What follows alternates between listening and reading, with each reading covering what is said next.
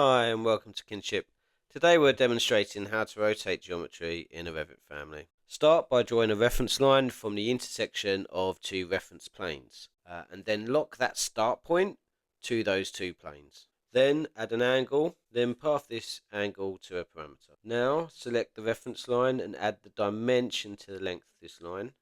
Now the important part here is to make sure that the reference line is the host of your geometry.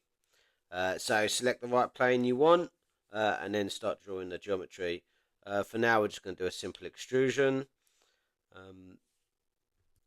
Once you've finished with the geometry, it's always good to test the angles to make sure it's flexing properly. And always going to 0 to -90 to 90.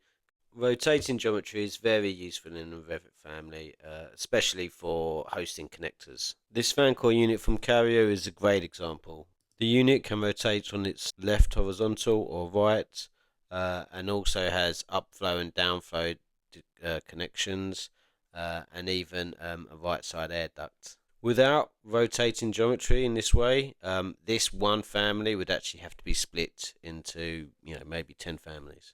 I hope you've enjoyed the video, and as always, thanks for watching.